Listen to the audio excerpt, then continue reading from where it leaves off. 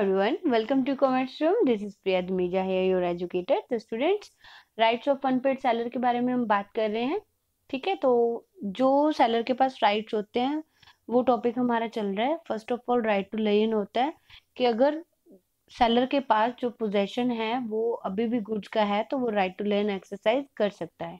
तो अभी next right उसके पास क्या होता है कि अगर राइट टू लर्न वो एक्सरसाइज नहीं कर सकता, किन केसेस में नहीं कर सकता वो हम कल वाली क्लास में अच्छे से डिस्कस कर चुके हैं. Right to stoppage in transit, तो उसके पास सेकंड राइट होता है कि वो गुड्स को रास्ते में ही रोक ले. सेक्शन 50 से लेके 52 तक इसमें हमें बताया गया है. ठीक है, आई होप आपने कल वाली जो पिछली वाली क्लास थी इसके साथ रिलेटेड जो हमारी फर्स्ट क्लास है वो आपने अच्छे से देख लिया है, समझ लिया. तो चलिए आज फर्दर बात करें. ये हमारी सेकंड क्लास है. क्लास शुरू करने से पहले एक छोटी सी रिक्वेस्ट, स्टूडेंट्स अभी तक आपने हमारे चैनल को सब्सक्राइब नहीं किया तो प्लीज चैनल को सब्सक्राइब भी कीजिए और जितना हो सकता है चैनल को शेयर भी कीजिए. ठीक है, तो चलिए शुरू करते हैं हमारी आज की क्लास को.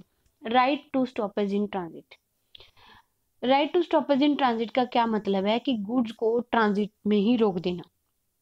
Stopping the goods in transit after the seller had parted with the goods and then retaining the possession of goods till his payment is received. जब वो गुड्स सेलर डिलीवर कर चुका है और गुड्स अभी तक बायर के पास पहुंची नहीं है लेकिन वो अभी रास्ते में है, तो वो रास्ते में गुड्स को रोक सकता है और दोबारा से उनका जो पोजेशन है वो रिटेन कर सकता है और तब तक रिटेन करके रखेगा जब तक उसको उसकी पेमेंट नहीं मिल जाती. In a way right to stoppage in transit is an extension of right to lien. ये राइट टू लेन का ही एक्सटेंशन है.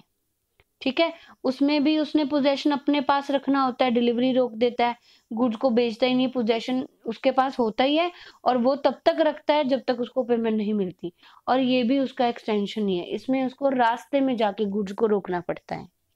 ठीक है, the seller uses a right when, कब यूज कर सकता है वो इस राइट को, when the property in goods was transfer to buyer. जब जो प्रॉपर्टी है वो गुड्स है, प्रॉपर्टी इन गुड्स जो है वो ट्रांसफर हो चुकी है बायर को और जो सेलर है गुड्स को डिलीवर कर चुका है कैरियर को for delivering the same to the buyer. किसी थर्ड पर्सन को उसने बीच में, जो डिलीवरी वाला है उसको बीच में उसने डाला है, तो वो उसको डिलीवर कर चुका है गुड्स ताकि जो गुड्स हैं वो बायर तक पहुंचाई जा सके. तब वो इस right to stoppage in transit को यूज कर सकता है. Before the goods reach the buyer, जब तक गुड्स बायर के पास नहीं पहुंची, बायर तक पहुंचने से पहले गुड्स जो है वो रास्ते में होनी चाहिए, तब ही वो right to stoppage in transit use कर सकता है. और उसको पता चले कि बायर जो है वो इंसॉल्वेंट हो चुका है, उस केस में वो right to stoppage in transit use कर सकता है. Now the seller tries to regain the possession of goods from the carrier. For all the expenses for regaining the possession are to be borne by the seller. ये बात को ध्यान में रखना. अगर ये सारे केसेस होते हैं, वो गुड्स जो प्रॉपर्टी इन गुड्स है वो ट्रांसफर कर चुका है और गुड्स जो है वो कैरियर को दे चुका है ताकि गुड्स को बायर तक पहुंचाया जा सके और गुड्स अभी तक बायर तक पहुंची नहीं है, बिफोर है, before the goods reach the buyer. Goods अभी रास्ते में है, बायर क्या हो गया, इंसॉल्वेंट हो गया. ये अलग अलग केसेस नहीं है, अलग अलग पॉइंट नहीं है, ये एक ही केस है. अगर ऐसा हो गया तो बायर को पोजेशन लेना पड़ेगा, ट्राई करेगा कि उसको रीगेन हो सके पोजेशन का गुड्स का, और वो सारे के सारे एक्सपेंसेस जितने भी रीगेन के पोजेशन को दोबारा लेने के जितना भी खर्चा होगा वो सारा का सारा सेलर को ही बियर करना पड़ेगा. ठीक है, therefore the right to stoppage in transit basically depend upon the two condition, namely पहला गुड्स जो है वो ट्रांजिट होनी चाहिए. ठीक है, और जो दूसरा है वो दूसरा है कि जो बायर है वो इंसॉल्वेंट डिक्लेयर हो चुका है. इन दोनों केसेस में वो right to stoppage in transit ले सकता है. Goods must be in transit. The right to stoppage in transit can be exercise only when goods were in the transit. नाम ही बता रहा है, जब गुड्स रास्ते में है तब तक ही इसको यूज किया जा सकता है, इस राइट को एक्सरसाइज किया जा सकता है. जब गुड्स बायर के पास पहुंच गई है तब तो इस राइट का कोई मतलब ही नहीं रहता. ठीक है, this calls for understand when the when does the transit period begin और व्हेन डज इट एंड। तो इसलिए हमें ये समझना जरूरी है कि ट्रांजिट पीरियड कब शुरू होगा और कब खत्म होगा, ड्यूरेशन क्या है इसकी। ट्रांजिट पीरियड आपका शुरू होगा जब गुड्स जो है वो हैंड ओवर कर दी गई है सेलर के द्वारा to the carrier for delivering them to the buyer. Okay, और जो ट्रांजिट पीरियड है वो एंड कब होगा, शुरू तो तब हो गया जब उसने हैंड ओवर कर दी, एंड कब होगा, when the goods are handed over by the carrier to the buyer. जब जो कैरियर वाला है उसने, जो मिडल मैन है जो भी बीच में गुड्स को डिलीवर करने का काम कर रहा है, उसने गुड्स अगर बायर को दे दी है, हैंड ओवर कर दी है, बायर तक गुड्स पहुंच चुकी है, तब वो ट्रांजिट पीरियड क्या है, खत्म हो जाएगा। बायर तक पहुंचने से पहले पहले सेलर जो है वो इस राइट को एक्सरसाइज कर सकता है। सेकंड कंडीशन क्या है कि बायर जो है वो इंसॉल्वेंट डिक्लेयर हो जाना चाहिए। Right to stoppage in transit can be exercised only when the buyer is declare insolvent. जब जो पर्सन है, जो बायर है, वो इंसॉल्वेंट डिक्लेयर हो चुका है, तब ही वो इसको एक्सरसाइज कर सकता है। लिखा है ना ओनली व्हेन, सिर्फ और सिर्फ तब जब वो इंसॉल्वेंट हो चुका है। Section 2 subsection 8, an insolvent person who has ceased to pay his debt in the ordinary course of business or can't pay his debts as they become due, whether he has committed an act of insolvency or not। Insolvent person कौन होता है, जो अपने dates को, अपना जो उसका regular business के डेट्स वगैरह है उसको पे नहीं कर सकता, ठीक है, जो भी उसके ड्यू हुए हैं वो नहीं, वो अभी इसी पोजीशन में नहीं है, फाइनेंशियली क्या है, वो वीक हो चुका है, फाइनेंशियली वो अपनी लाइबिलिटीज को पे नहीं कर सकता, तो वो पर्सन कौन होगा, इंसॉल्वेंट होगा। ठीक है, तो right to stoppage in transit is and dependent on the position of the carrier. जो राइट टू स्टॉपेज आपने एक्सरसाइज करना है इन ट्रांजिट वाला, वो डिपेंड करता है कि कैरियर की पोजीशन क्या है। मतलब वो जो मिडल मैन है वो सेलर का पर्सन है, सेलर का बंदा है, सेलर का एजेंट है या बायर का एजेंट है।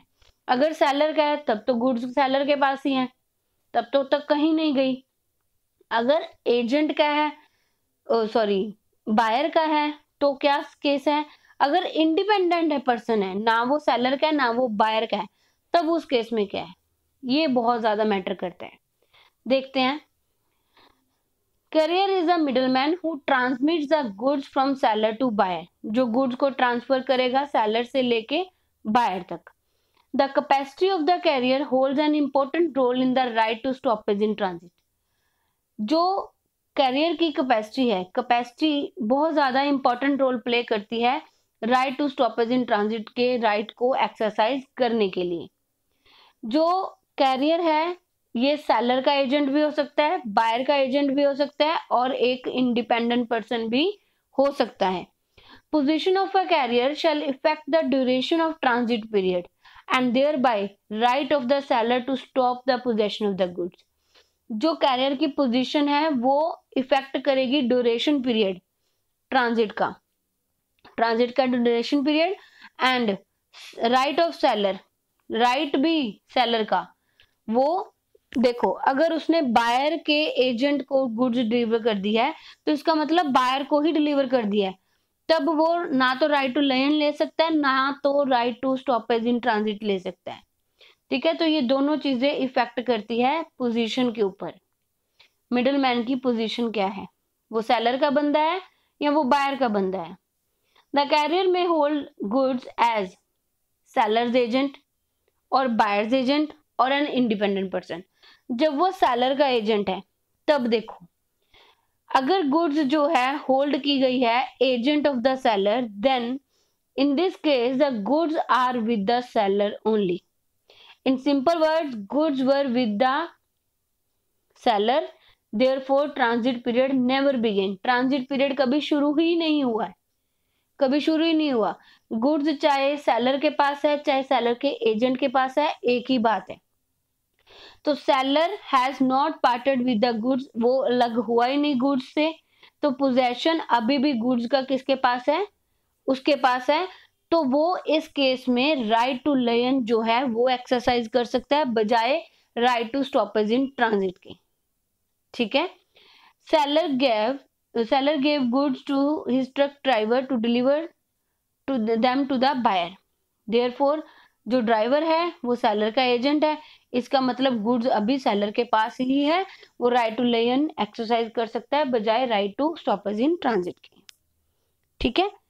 नेक्स्ट है buyer's agent.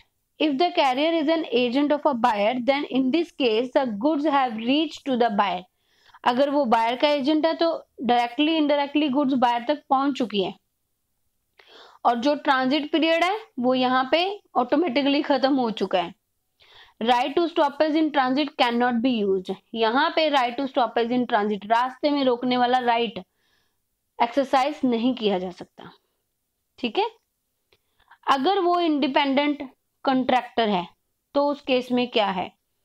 If the carrier is neither the seller's agent nor the buyer's agent but an independent carrier, then here the seller can exercise a right to stoppage in transit, and the carrier is a neither an agent of a seller nor the, because आएगा यहाँ पे, because the carrier is neither an agent of a seller nor the agent of a buyer। तो अगर वो ना तो agent का जो सेलर का एजेंट है ना ही वो बायर का एजेंट है, तो उस केस में जो सेलर है वो right to stoppage in transit exercise कर सकता है। Okay. Now the seller can try to regain the possession of goods from him so as to exercise this right. इस राइट को एक्सरसाइज करने के लिए वो ट्राई करेगा कि एजेंट तो है ही नहीं, सॉरी, एजेंट से नहीं, जो मिडल मैन है उससे वो रीगेन करे पोजेशन गुड्स का। Okay. For example seller loaded the goods on railway to send them to the buyer। अब रेलवे क्या है? इंडिपेंडेंट है। ठीक है। वो ना सेलर का एजेंट है ना बायर का एजेंट है, तो इस केस में right to stoppage in transit वो एक्सरसाइज राइट कर सकता है। आई होप यहां तक आपको क्लियर होगा। नेक्स्ट है ट्रांजिट पीरियड एंड्स। कब एंड होगा? सेक्शन 51 में बताया गया है। अगर बायर या उसका एजेंट गुड्स की डिलीवरी ले ले before the goods arrive at the place of destination, destination तक पहुंचने से पहले ही बायर खुद या बायर का एजेंट गुड्स की डिलीवरी ले लेता है, तो उस केस में ट्रांजिट पीरियड वहीं पे खत्म हो जाता है।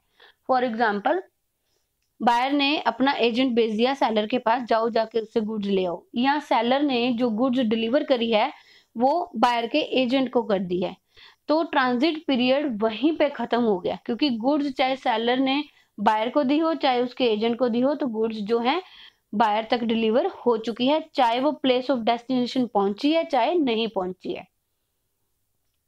नेक्स्ट है if after the goods have reached the place of destination, अगर डेस्टिनेशन प्लेस पर पहुंच चुकी है, द कैरियर और any other person bailee acknowledge to the buyer that he holds the goods on the buyer's behalf, in such a case this is a constructive delivery of goods to the buyer. ये हम पिछले वाले chapter में कर चुके हैं, types of delivery में हमने किया था, मोड्स ऑफ डिलीवरी में। अगर जो गुड्स हैं जो डेस्टिनेशन तक पहुंच चुकी है, या तो कोई बीच में मिडिल मैन है या कोई बिल्ली वगैरह है, वो बायर को ये एक्नॉलेज कर दे कि जो गुड्स हैं उसकी गुड्स उसके बिहाफ पर, उसका मतलब बायर के बिहाफ पर मेरे पास है, तो वो कंस्ट्रक्टिव डिलीवरी है। तो इट मीन्स गुड्स जो हैं वो ऑलरेडी बायर तक डिलीवर हो चुकी है, तो ट्रांजिट पीरियड वहीं पे आपका क्या हो जाएगा? खत्म हो जाएगा। ठीक है। Where the carrier wrongfully refuses to deliver the goods to the buyer और हिज एजेंट, जब जो कैरियर है वो रॉन्गफुली रिफ्यूज कर दे गुड्स को डिलीवर करने के लिए बायर को या उसके एजेंट को, उस केस में भी ट्रांजिट पीरियड क्या हो जाएगा? खत्म हो जाएगा। देखते हैं इफेक्ट ऑफ रिजेक्शन। आगे transit period doesn't and if the goods are rejected by the buyer and continue to be in the possession of the carrier. अगर जो गुड्स हैं वो बायर ने लेने से मना कर दिया है, रिजेक्ट कर दिया है, और वो गुड्स अभी भी किसके पास है? कैरियर के पास है, तो उस केस में ट्रांजिट पीरियड नहीं एंड होगा, खत्म नहीं होगा। सिंपल सी बात है। ट्रांजिट पीरियड एंड हमने कब करना है? जब गुड्स बायर तक पहुंच चुकी है, बायर के हाथ में लग चुकी है, बायर हो गया या उसका क्या हो गया? एजेंट हो गया। बस इतनी सी बात है। Effect of part of delivery, where the seller has delivered the goods partly, he may still exercise the right of stoppage in transit for the remaining goods in his possession। अगर part ही deliver हुआ है, अभी तक buyer को आधी चीजें मिली हैं, आधी अभी भी है, अभी पेंडिंग है, तो उस केस में भी सेलर जो है रिमेनिंग गुड्स के ऊपर राइट एक्सरसाइज कर सकता है, right to stoppage in transit exercise कर सकता है। Okay, now how can the seller use the right of stoppage in transit, कैसे यूज कर सकते हैं? The right of stoppage in transit can be exercised only if the possession of goods is regained back by the seller। अगर ये कैसे use किया उसने, ये तभी एक्सरसाइज होगा, तभी माना जाएगा जब उसने पोजेशन गुड्स का दोबारा ले लिया है। रीगेन की बात करनी है, regain back by the seller. Seller में obtain the possession of goods in by two ways, किन दो तरीकों से ले सकता है? The seller may regain the actual possession of goods, actual possession ले सकता है, और the seller may give notice to the carrier who has the goods, possession of the goods। वो मिडल मैन को, कैरियर वाले को, कैरियर को क्या कर सकता है? नोटिस दे सकता है, stating not to deliver the goods to the buyer। ये उसको इंस्ट्रक्शन दे सकता है, नोटिस दे सकता है कि गुड्स को डिलीवर नहीं करना है, but to redeliver them back to him, redeliver कर दिया जाए सेलर के पास। If the carrier default to do so then he shall stand liable for the delivery to the buyer.